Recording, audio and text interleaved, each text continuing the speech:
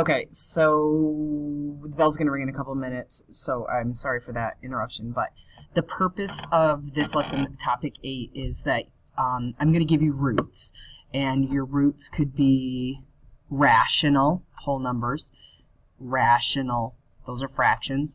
They could be imaginary. They could be irrational. I'm going to give you roots, though. And from the roots, we're going to build the polynomial functions. So we're going to be building some quadratics, we're going to be building some cubics, you know, whatever the degree is based on how many zeros we have. So I know that if I have a cubic, I have at least one real root. I could have one real root and two imaginary. I could have three real roots. So, you know, we've talked about the degree and what those roots could look like. The basis of our work today is that if you have an imaginary root or you have an irrational root, again, anything irrational has a square root in it that's not a perfect square. If you have imaginary and irrational roots, those had to come from quadratic formula, which is what we solve quadratic functions with. So when you're doing your values of a quadratic function, you always need to know what a and what b and what c come from. So I'm going to show you on some basic quadratic functions, and then I'm going to show you on the the real functions. So just a couple of things to remember. B is always the sum. This is huge. This is one of the most important pieces. B is always going to come from the sum of the roots, which means I'm adding the roots together.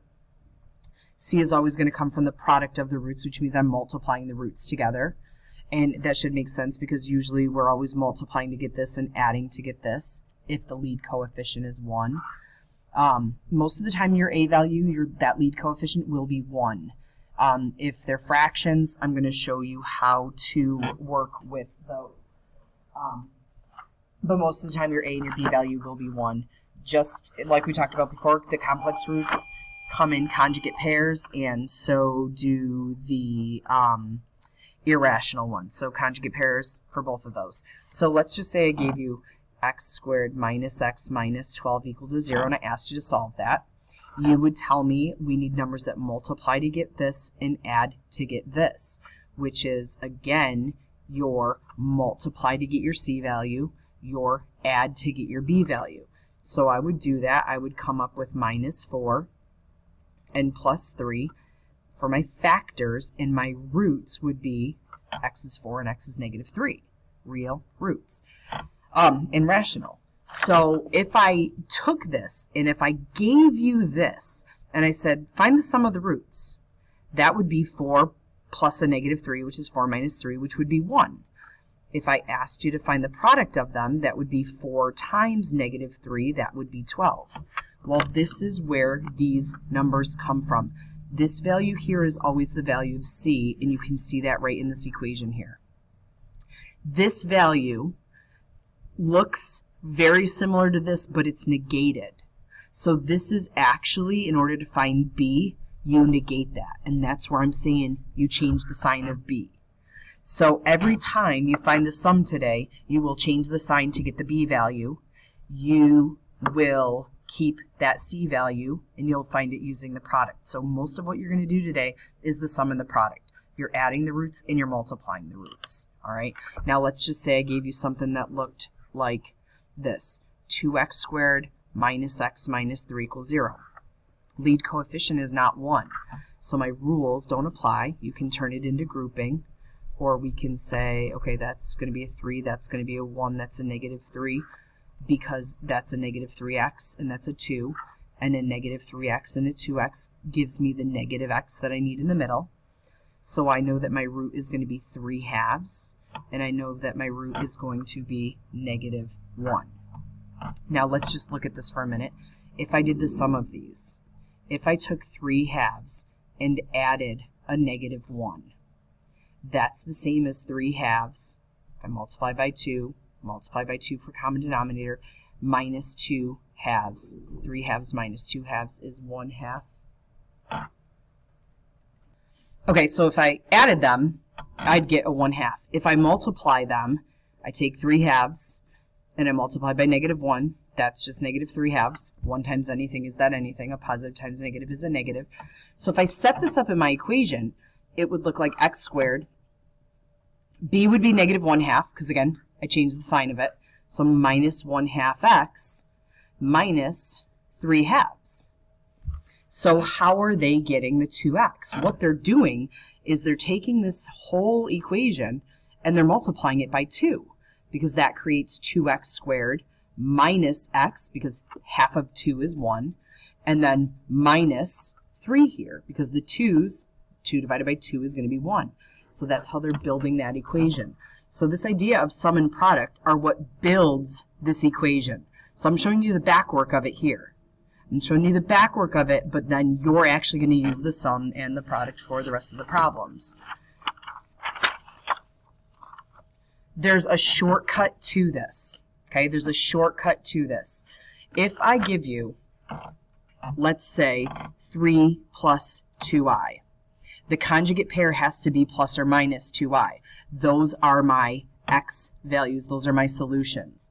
So when I'm looking at this, a is always the real term. A is always real, and b is always the number that's around the I. b is not I. So in this case, a is 3 and b is 2. Well, if I was going to find the sum of the roots, I would do 3 plus 2i plus 3 minus 2i. I'm going to add those conjugates. Well, the 2i's are going to cancel each other out. 3 plus 3 is going to give me 6. I change the sign for my b value. My product, I have to do 3 plus 2i times 3 minus 2i. You do not have to do double distribution. You do not have to do double distribution. Imaginary numbers will always follow the pattern of a squared plus b squared, and this will always be a positive number. A number squared is always positive, a number squared is always positive, a positive and a positive is always going to give you a positive. So I take 3 squared, and I take 2 squared. 3 squared is 9, 2 squared is 4, 9 plus 4 is 13. So my c value is 13. So my equation here would be x squared minus 6x plus 13 equals 0. This would be my quadratic that goes along with that. So every time I have imaginary, I follow this rule of a squared plus b squared. Okay? Every single time. I'm not multiplying things out. I don't need to know anything about imaginary numbers, really. It's always going to follow that pattern of a squared plus b squared. Now, irrational, just when I have a radical. It's just when I have a radical. So let's say my values are x equals 1 plus or minus, let's say 2 square roots of 3. No imaginary term, just irrational numbers. So in this case, a is 1, b is all of this. So b is 2 radical 3. So if I find the sum of the roots, my sum would be 1 plus 2 radical 3 plus 1 minus 2 radical 3. 2 radical 3 and 2 radical 3 are 0. 1 plus 1 is 2. My b value would be negative 2. Now my product is different here because now we're multiplying a positive times a negative. This could be positive or it could be negative. This could be a positive or negative number.